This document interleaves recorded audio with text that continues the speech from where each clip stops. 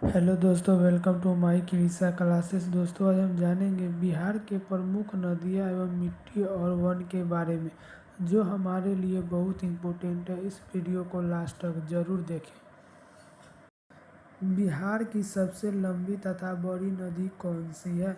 इसका right answer हो जाएगा ए, गंगा नदी। कौन सी नदी है? गंगा नदी। चलते अगले प्रश्न की ओर।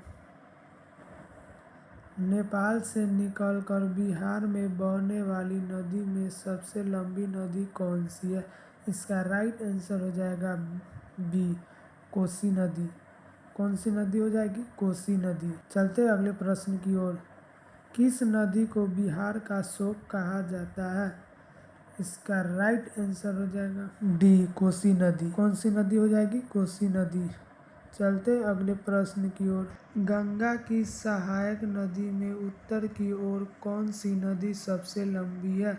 इसका राइट आंसर हो जाएगा डी, कोसी नदी। कौन सी नदी है? कोसी नदी। चलते अगले प्रश्न की ओर। उत्तरी बिहार मैदान की सबसे पूर्वी नदी कौन सी है? इसका राइट आंसर हो जाएगा ए, महानंदा। कौन सी नदी हो जाएगी? महानंदा। चलते अगले प्रश्न की ओर। फल्गु नदी की मुख्य धारा क्या कहलाती है? इसका राइट आंसर हो जाएगा सी, निर्जला। क्या कहलाती है? निर्जला। चलते अगले प्रश्न की ओर। कोसी नदी उत्तर प्रदेश तथा बिहार के बीच सीमा का काम करती है। इसका राइट आंसर हो जाएगा सी, कर्मनाशा नदी। कौन सी नदी हो जाएगी? कर्मनाशा नदी। चलते अगले प्रश्न की ओर। भारत का दूसरा सबसे बड़ा सड़क पुल किस नदी पर है? इसका राइट आंसर हो जाएगा बी, गंगा नदी पर। कौन सी नदी पर है? गंगा नदी पर। चलते अगले प्रश्न की ओर।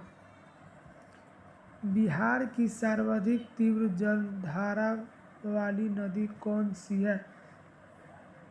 इसका राइट आंसर हो जाएगा ए, बूढ़ी गंडक। क्या हो जाएगी? बूढ़ी गंडक। चलते अगले प्रश्न की ओर। बिहार में बहने वाली गंगा नदी की सबसे बड़ी सहायक नदी कौन सी है? इसका राइट आंसर हो जाएगा सी, सोन नदी। कौन सी नदी है? सोन नदी। चलते अगले प्रश्न की ओर। नेपाल में नारायणी के नाम से किस नदी को जाना जाता है? इसका राइट आंसर हो जाएगा सी, गंडक नदी को। किस नदी को जाना जाता है? गंडक नदी को। चलते अगले प्रश्न की ओर। मुजफ्फरपुर किस नदी के किनारे बसा है?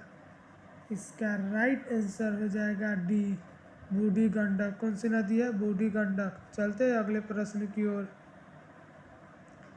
बिहार की कौन सी नदी मार्ग बदलने के लिए मुख्य है? इसका राइट आंसर हो जाएगा सी, कोसी नदी। कौन सी नदी है? कोसी नदी। चलते अगले प्रश्न की ओर। गंगा के उत्तरी मैदान की मिट्टी को कितने वर्गों में विभक्त किया गया है? इसका राइट आंसर हो जाएगा ए, 3 वर्गों में। कितने वर्गों में? 3 वर्गों में। चलते अगले प्रश्न की ओर। गंगा के दक्षिणी मैदान की मिट्टी को कितने वर्गों में विभक्त किया गया है? इसका राइट आंसर हो जाएगा बी, 3 वर्गों में। कितने वर्गों में? 3 वर्गों में। चलते अगले प्रश्न की ओर। बिहार के मिट्टी को क्या कहा जाता है? इसका राइट आंसर हो जाएगा ए, जलोढ़ मिट्टी। क्या हो जाएगा? जलोढ़ मिट्टी। चलते अगले प्रश्न की ओर। जलोढ़ मिट्टी के कारण ही बिहार में कौन कौन सी फसल उगाई जाती है? इसका राइट आंसर हो जाएगा ए, धान, गेहूँ और इत्यादि। क्या उगाई जाती है? धान, गेहूँ इत्यादि। चलते अगले प्रश्न की ओर। बिहार के कितने भूभाग पर वन पाए जाते हैं? इसका राइट आंसर हो जाएगा डी, 6.16 लाख। क्या हो जाएगा? 6.16 लाख। चलते अगले प्रश्न की ओर। बिहार के कितने प्रतिशत भूभाग पर वन पाए जाते हैं? इसका राइट आंसर हो जाएगा सी, 7.30%। क्या हो जाएगा? 7.30%। चलते हैं अगले प्रश्न की ओर। बिहार में किस प्रकार की वन पाई जाती है? इसका राइट आंसर हो जाएगा डी, पतझड़ वन। कैसी पाई जाती है? पतझड़ वन। चलते अगले प्रश्न की ओर। बिहार के वन में किस प्रकार के जानवर पाए जाते हैं? इसका राइट आंसर हो जाएगा ए, हिरण एवं नीलगाय। हिरण एवं नीलगाय।